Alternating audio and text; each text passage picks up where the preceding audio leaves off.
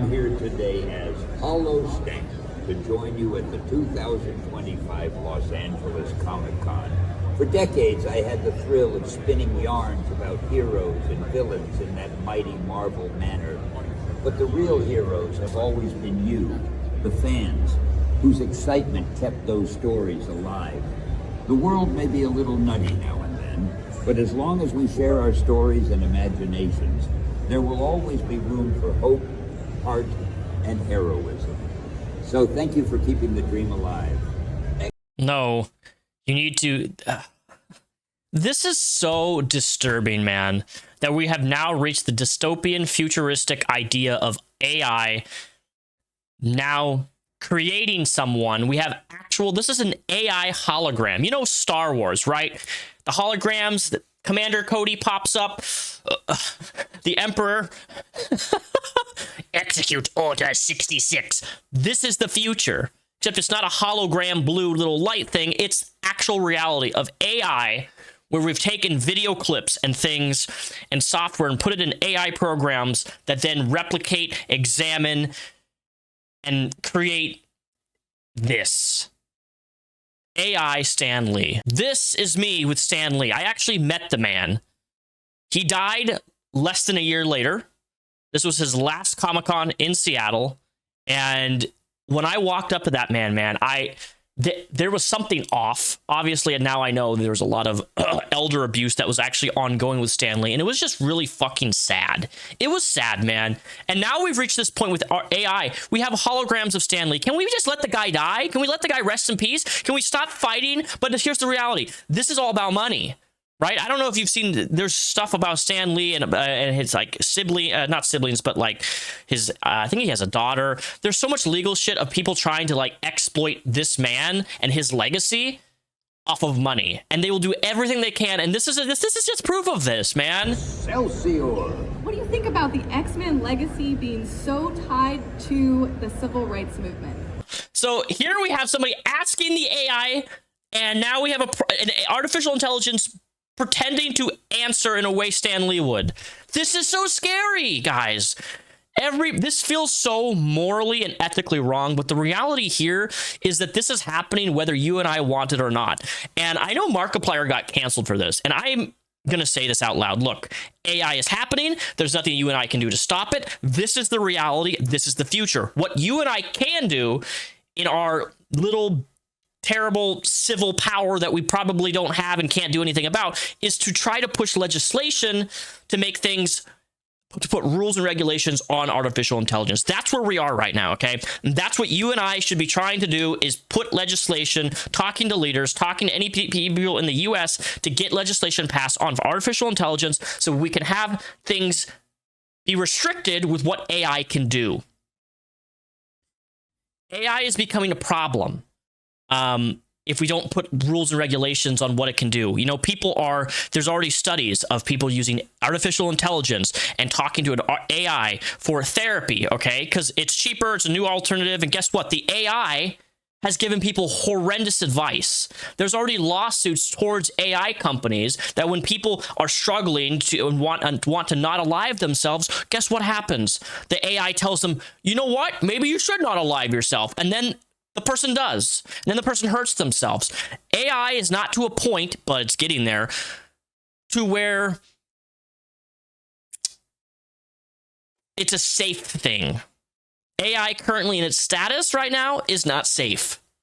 It isn't.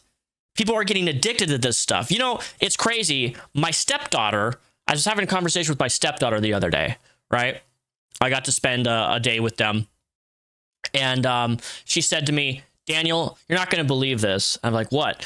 My teacher uses ChatGPT in order to write her assignments for the class. And I looked at her like, your teacher's using ChatGPT? She's like, yeah, it's super lazy. That's what she said. It's super lazy. And I laughed. I'm like, you're absolutely right. It is lazy. You know, people are getting late. Like, you're a teacher, right? You're supposed to teach kids things. There's different ways people can learn. And here you are, you can't even write your own assignments out.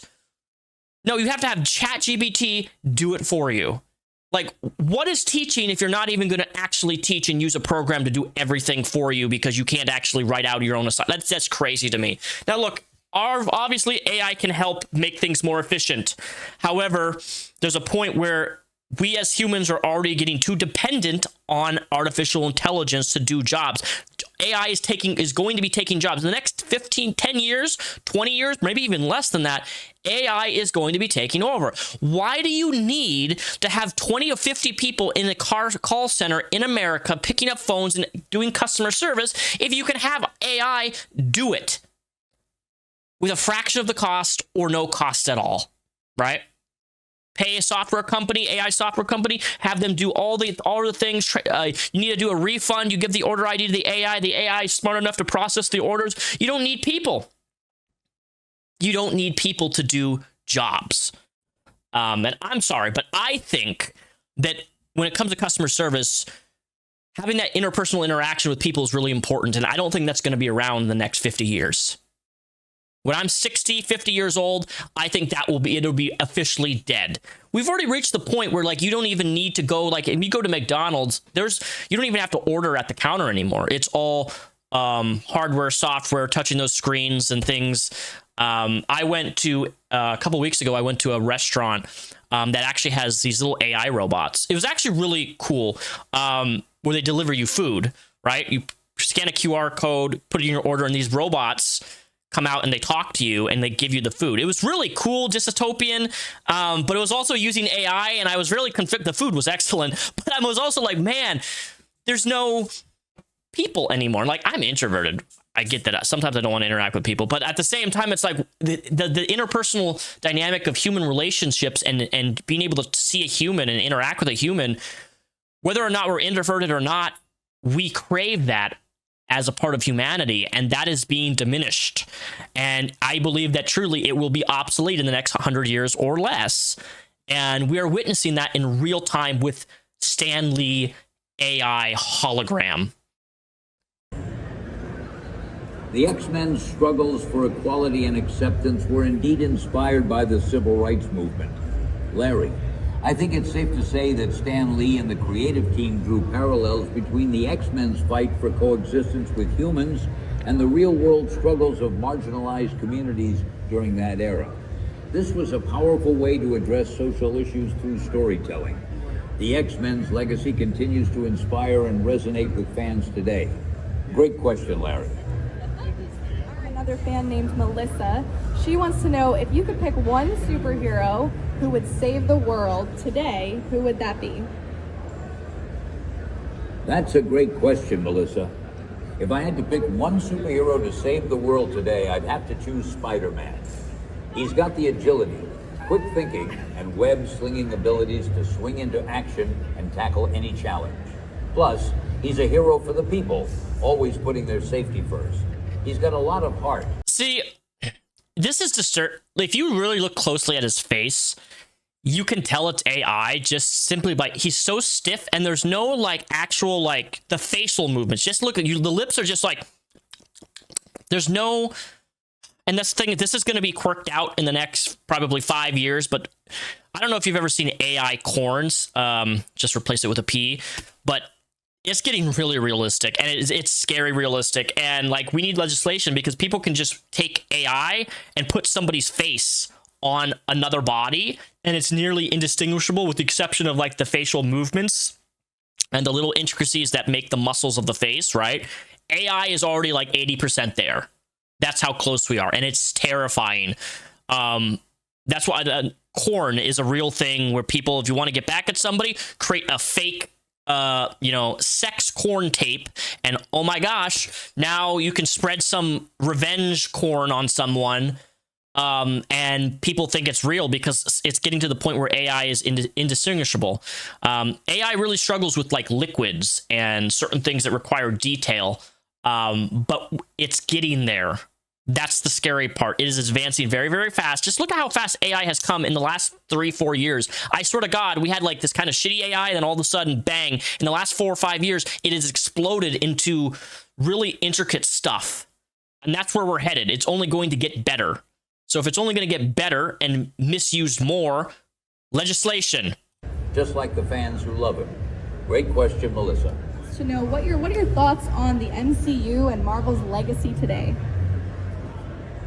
I'm thrilled to share my thoughts on the MCU and Marvel's legacy. Dawson, the Marvel Cinematic Universe has been a game changer, bringing our beloved characters to life in a way that's resonated with fans worldwide. I think it's... What do you think would happen to this AI if she was like, which gangbang of X-Men characters would make the best corn scene? Do you think it would? I wonder how this would respond to it. It's a testament to the power of storytelling and the impact that Marvel has had on popular culture. As someone who's been a part of Marvel's history, it's amazing to see how our characters have evolved and continue to inspire new generations. Great question, Dawson. One superpower, what would it be? If I had to pick one superpower, I'd choose the ability to fly, Rayhan. It's a classic power that's both practical and thrilling. Just imagine soaring through the skies, exploring new heights, and saving the day in style. Spider-Man is definitely one of my favorites. That web-slinging, wisecracking. Dude, this is so... Shame on her. I'm sorry. This is what... I'm gonna go on a tangent here. This is so disgusting to me. Like, influencers are so... This is so... I'm sorry. I think this is dehumanizing. I think this is truly dehumanizing to watch this. Nobody sees a problem with this, or at least the people there don't have any qualms. It's just like, haha, look at me. I'm next to hologram Stan Lee. Gotta take my TikTok selfie. Hello. Ooh. Hero has captured the hearts of fans everywhere. But if I had to pick just one, I'd have... That is sad. I don't like that. I don't. What do you guys think? What do you think of hologram Stan Lee? Let me know in the comments below. I want to know your thoughts. I want to know your opinions. I don't like it. I think this is wrong. And I don't know if you guys saw this, but right now we have our first officially AI actress known as Tilly Norwood. This just came out like a day or two ago. I saw this on Twitter and I looked it up and like, oh, this is real.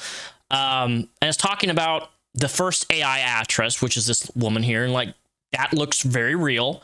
That's very, very pretty AI actress. But the reality is, love it or hate it, AI is likely to stay.